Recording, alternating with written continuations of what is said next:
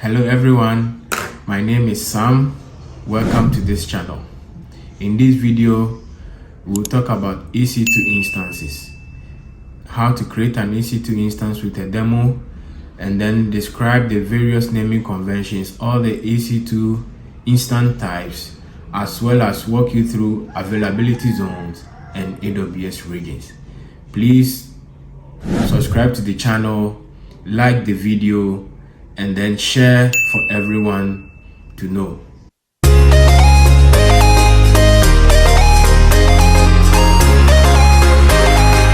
Our objective for today will be what is EC2. Next, we'll discover the configuration options for EC2. We'll discuss EC2 instance types, EC2 pricing, AWS region and availability zones, and then we head over to our AWS console to do a demo of EC2. Okay, so when you talk of EC2, EC2 stands for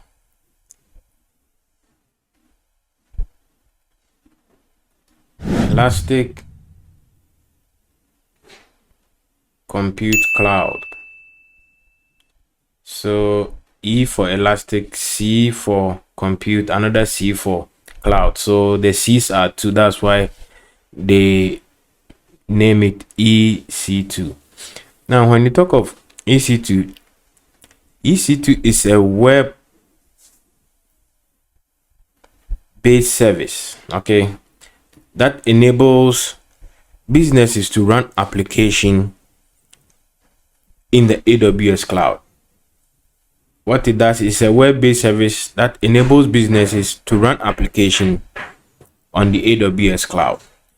So what it means is that it gives company access to provide scalable and secure computing capacity. Okay, it gives access to companies so that they can be able to scale and secure their computing capacity. So if you have a website, you want to make it available such that everybody can be able to access, and you are using the AWS platform, it is most likely that you are going to host it on an EC2 instance. EC2 is just a web-based application, but then what it means is that you have so many options for you to spin up an EC2 instance. Okay, so the first one we'll talk about is that EC2 is made up of the operating system.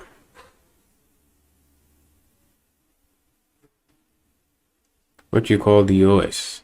So the OS, it could be Linux or Windows. Now we have the various distros of Linux. You can have the Ubuntu, you can have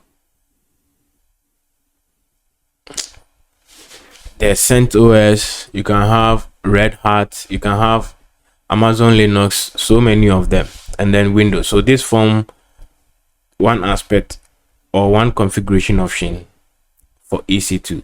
The next one will be the compute power, which you normally call the CPU. So for every server you spin up, you can choose any type of processing power you want. If you want the high-end computing power, it's up to you, but you should know that the higher the specs, the higher your bill. Okay, so the next thing is the random access memory, which is the RAM. Of course, not everything that you have will be immediately stored or will be written to your hard disk. It will be saved in memory. So this server should also have a memory. It's one of the configuration options for EC2. Okay, the next we'll talk about is storage, where to store your files. Okay, so in this one we will have the elastic block storage, which we'll discuss in details, or the elastic file system. We'll discuss that in our subsequent videos. Okay, Next one will be the network. A network card, which we'll use to host our public IP address. So it must find a way of communicating with the outside world or within the network. So you can have the IP version 4 or the IP version 6, any of them. Next, we'll talk about the firewall rules. This one we'll talk about the security groups. We'll discuss all of this into details, but these are the configuration options for spinning up an EC2 instance. Now let's have a look at the EC2 instance types. Now, if you are a solution architect and then you are given a particular application to host on an EC2 instance, the type of application would depend on the type of instance you will choose for your application. So generally there are about 4 or 5 types of EC2 instances. The first one being the general purpose. Second one, we have the compute optimized. The third one, we have the memory optimized. Fourth, we have storage optimized. And the last one, we have the accelerated compute. Now let me explain this one. With general purpose, what general purpose does is this instance has an equal proportion of resources. Okay, so it has equal proportion of storage, equal proportion of memory, equal proportion of compute, storage, and all that. So this one is suitable for web servers and then code repositories, because these applications need everything in equal proportion. Okay, so the next one is the compute optimize. This one is biased towards compute, that is processing power. Okay, so for instance, applications such as media transcoding, dedicated gaming servers, or machine learning inference, they use the compute optimized because they need so much processing power to be able to process things. For instance, if you are playing an online game where you have different users or different players in different parts of the world, okay, if you are a solutions architect and then you're going to deploy this application, you need to make sure that you put it on a compute optimized instance such that it doesn't have glitches, such that one user doesn't have a fair advantage over the other. Okay, so as a solutions architect, always put such applications on a compute optimized instance. Now this one, the third one, is the memory optimized. Memory optimized is tilted or built to have high memory for applications. Now these applications include in-memory databases as well as Apache Spark. Okay, let me just write Apache Spark. These applications rely heavily on memory. Okay, the next one, which is the storage. Now storage, as the name implies, means that application that needs so much storage to process or to work needs this kind of EC2 storage optimized instance. Now this one happens when ideally you are supposed to connect to an X3 where you can be able to pull that storage from, but then maybe if you deploy S3, there might be performance issues or there might be permission challenges and all that. So it will not be impossible, it will be difficult for you to link up with S3, but then you can use these storage optimized instances to achieve these purposes. So for an instance or an example of application that use this storage optimized include data analytics. data analytics applications, they use this storage optimized instances. Now the next one is the accelerated compute. This one has got to do with hardwares and co-processors to perform functions of graphic processing, such as graphic processing and data matching. And then GPU, this is where we have both CPU plus GPU.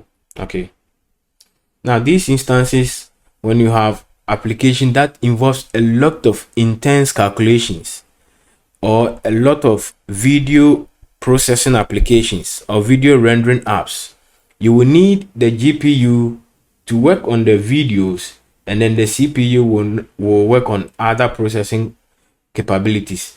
But then if you put a video application on any of these ones, you realize that it will kind of suffer, in the sense that these accelerated compute are built together with GPUs, which will take care of the video rendering aspect of the application, and then it frees the CPU of performing other functions. So these ones are good for video rendering applications or video accelerated applications, and as well as graphic processing and then data pattern applications. Okay, so we move on to the next thing. We'll move on to will be EC2 pricing. When it comes to EC2 pricing, there are at least about three types of pricing. Okay, the first one will be on demand. The second one will be spot instances. The third one will be reserved instances. Okay, now let me explain this one. Now, on demand means that if you need an EC2 instance, you can spin up EC2 instance anytime. Okay, that is why we call it on demand. Anytime you want to spin up an EC2 instance for your workload, you can get it at any time. Anytime you can spin up an EC2 instance and it will be available for you. So these instances is kind of quite expensive, okay? In terms of all the pricing, there are others, but then when you compare these three ones, this one is the most expensive because of the fact that you can spin up EC2 instance anytime and it will be available for you. Okay, now let's move on to spot instances. Spot instance is where let me use this scenario.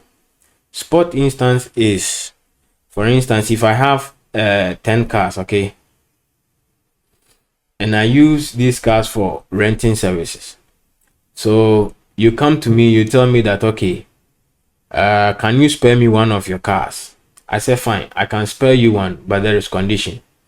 On condition that if in a day, okay, people come to rent the 9 other cars, okay, or if people come to rent the 10 other cars, I will have no car to give you. Okay, but if people come to rent, let's say 6 of them, and there are 4 remaining, I can spare you one. But anytime other people come, I will need my car back. So spot instance in AWS, then what they do is that when they have so much space or instances available and the demand is quite low, they sell or they give this one out so that you can reserve or so that you can purchase that particular instance. Now what this does is you can have this instance for very cheap. You can have it for very cheap, but then if you are using the instance and AWS says that, okay, people are demanding so much EC2 instance, so we will need the one we have given you, they will just give you like 2 minutes of 2 minutes notice that we need that instance, and then all your instances, all your application running on this instance will be terminated. Okay, so these particular instances are not meant for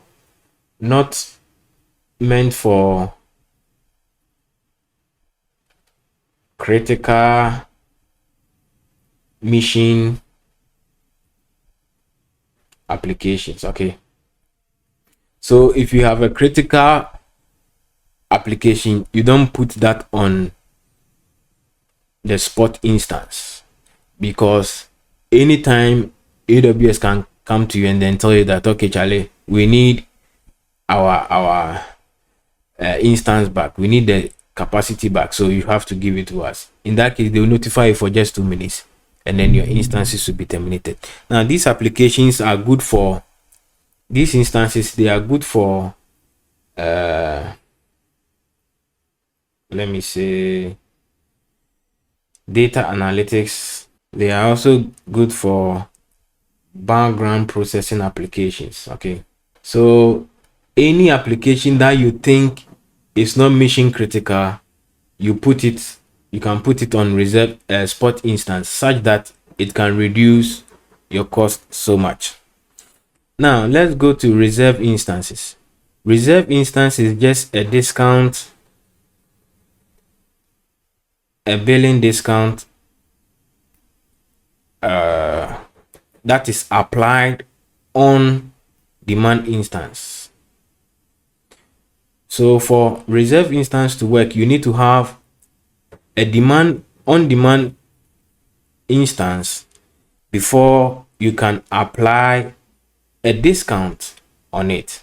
It is actually not a physical server, okay, but it's just a billing discount that is applied. Here you can have as much as 72% off of the price. Okay, so in terms of pricing, this is how AWS categorizes its instances. Okay, now with reserve instance, you can either reserve it for 1 year or 3 years. So there's no in between 1.5 years or 2 years. No, not in between. So you can reserve it for 1 year or 3 years. Okay, so the next thing we'll talk about is the instance naming convention.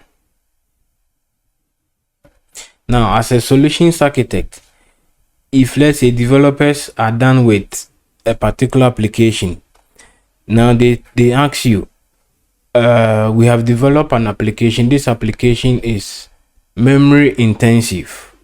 How do you, as a solutions architect, choose the correct instance to host the application?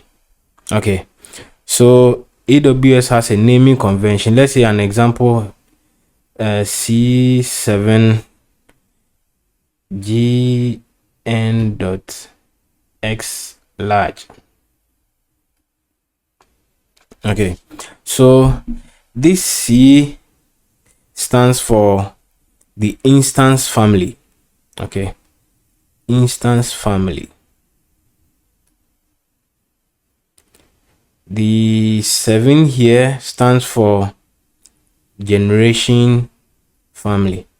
So there can be first generation, second generation, up to n number of generation. So generation family. The G here stands for processor family, the kind of processor this instance uses. Okay, the N stands for additional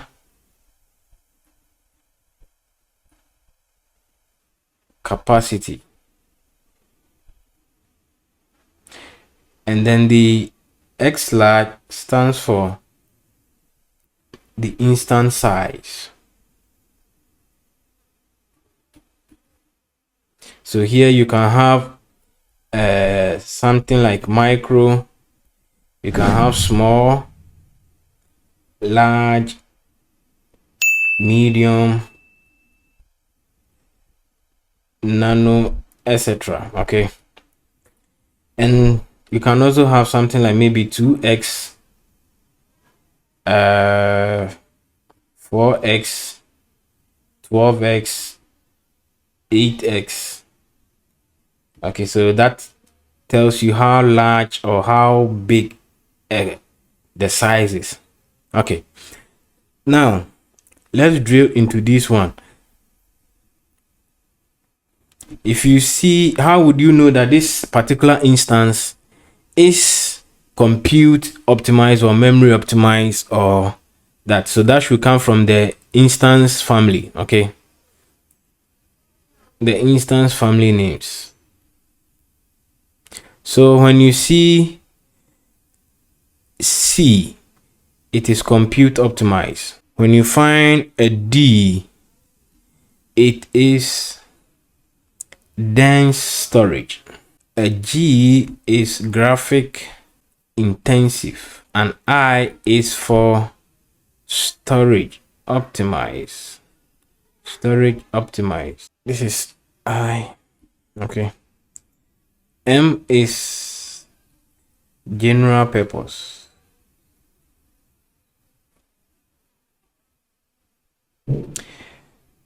R is memory optimized.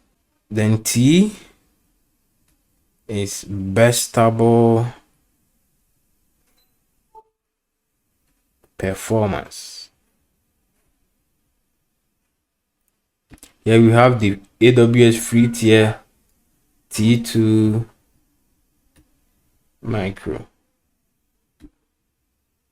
Okay, so when we talk of best stable, what that means is that it usually has a base CPU credit. Okay, and then when it needs a little bit of boost to complete a particular function, then it boosts its capacity to complete that task. When it's done, it kind of goes back to the base CPU.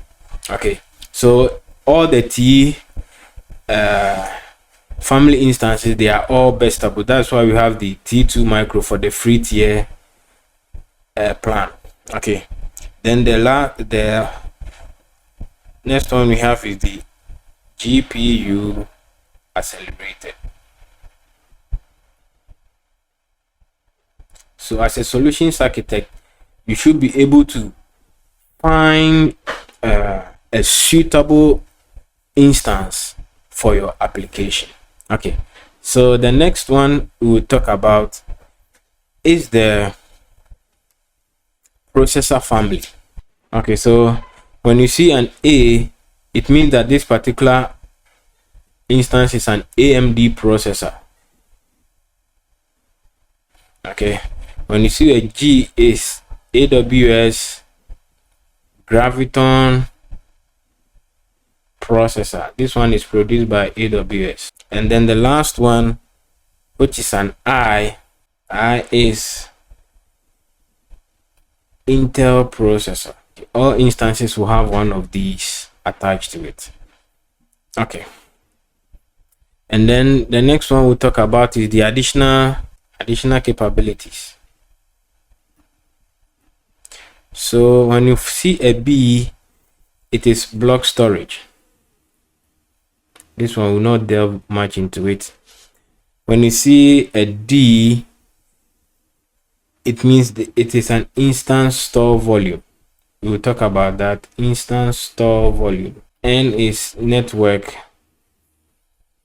or network and EBS optimized. Okay, so as a solutions architect, you should be able to know this to determine what that particular instance is about. So Z is for high performance. Okay, now let's talk about the concept of regions and availability zones. Okay, regions and availability zones, which we popularly call them AZs. Okay. Now, when you talk of region, a region is made up of data centers in a specific geographical area.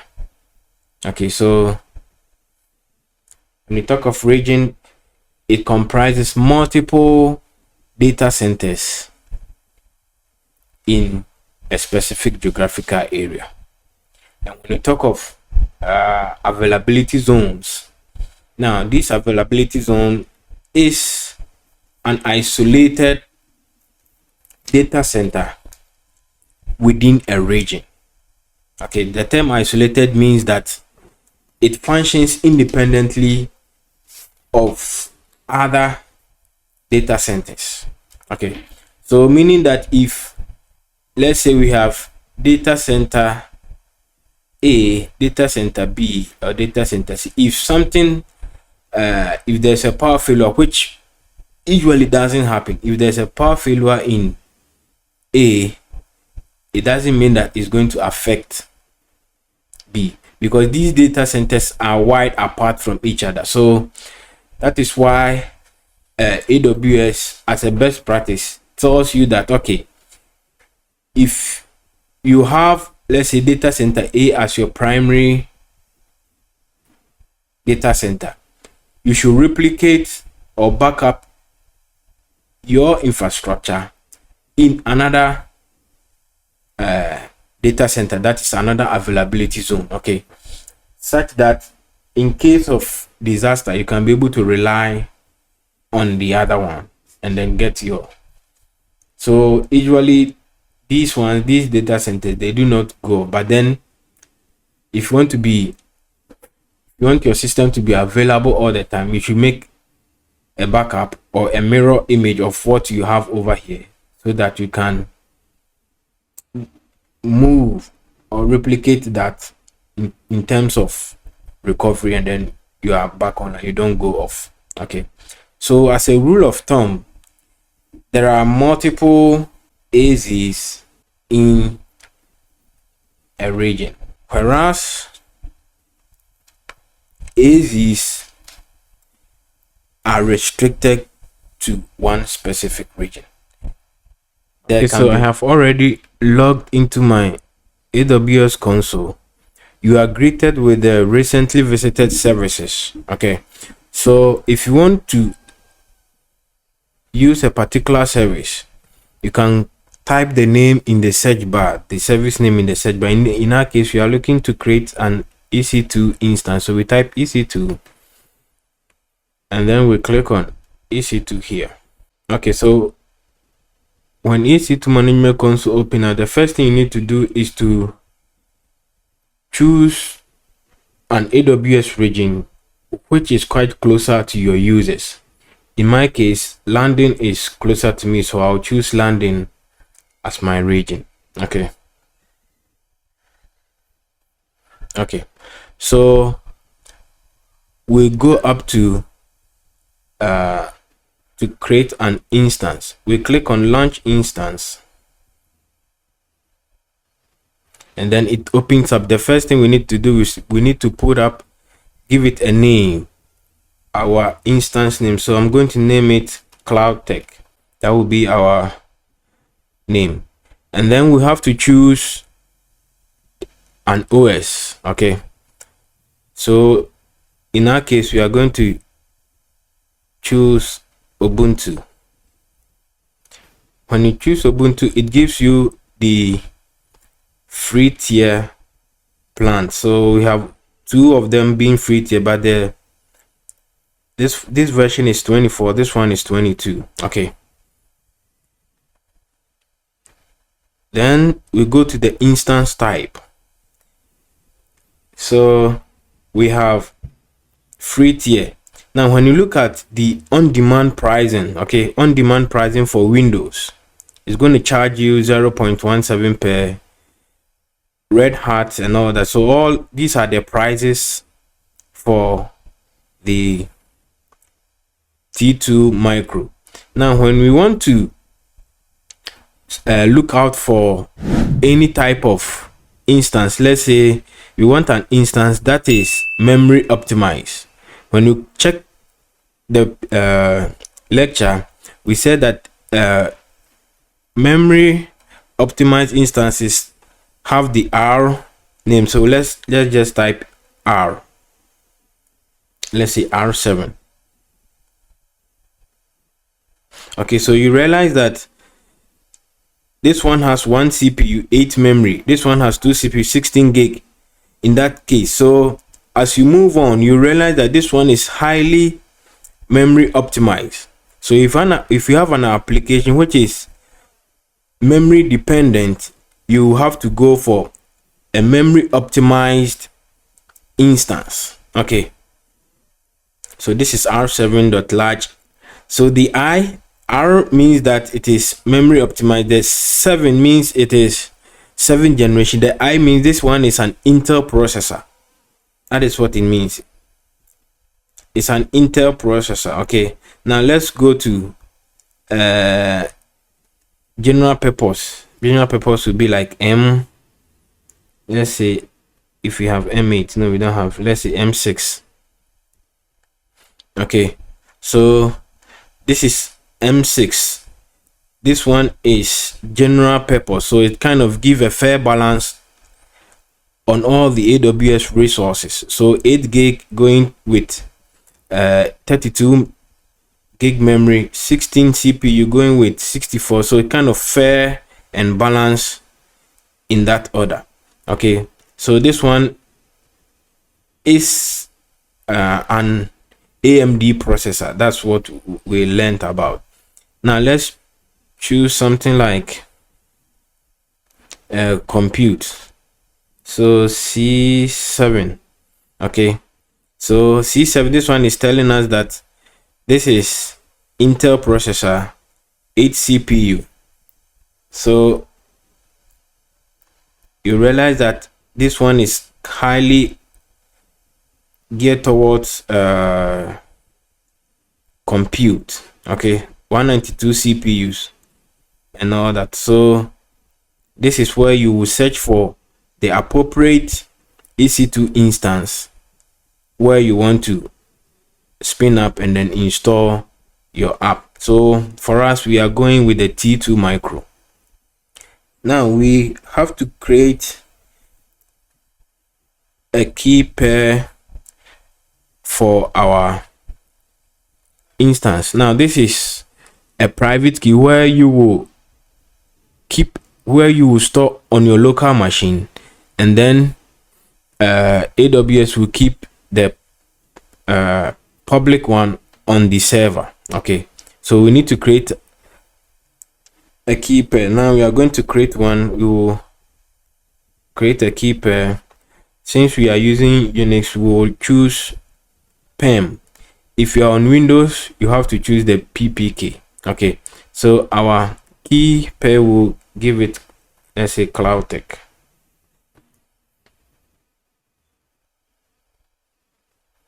Okay, it automatically downloads for us.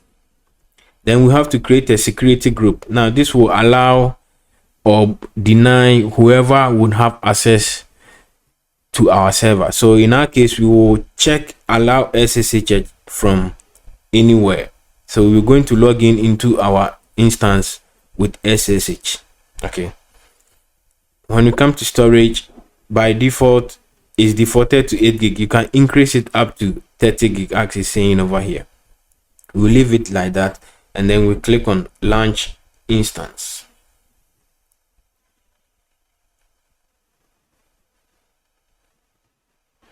So it is creating our instance for us. It's still pending. Let's wait. Okay, now when you want to find the details of this, you see that we have our IP address, the public IP address. That is what we will be using to connect to a remote server. Okay, so if you're on Unix or Linux, you can use your terminal to connect, but then if you are on Windows, you would have to use either PuTTY Mobile XM. I'll do a video on that, so we'll know how you can connect on Windows. Okay, so let's go to terminal. Let's open our terminal, and then we need to locate where our PEM file is located. In our case, our PEM file is located in the download folder, so we need to browse the download folder. Okay, one thing is that we need to give our PEM file permission so that it can be able to grant us the right to access the server. Okay, so we need to change the mode, the permission of the file.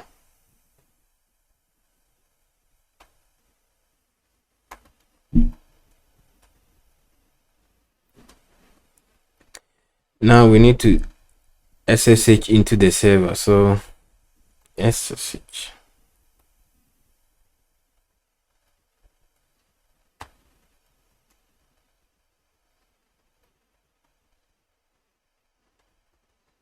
Now the default user for Ubuntu machines, okay, is Ubuntu. So this is the PEM file, this is the name of the PEM file, and then our username, and then we have to add our IP address. So we go down 3.10.205. Okay, you hit enter. Okay, yes.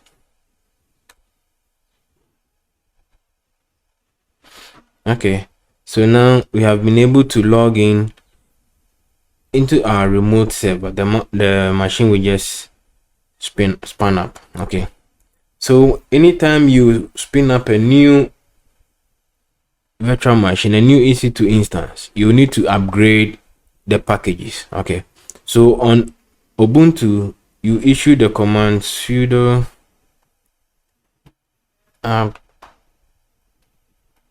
update -y.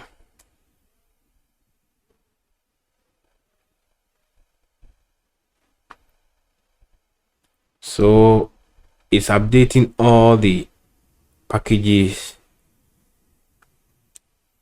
of the server. Okay, and then we need to upgrade the server to sudo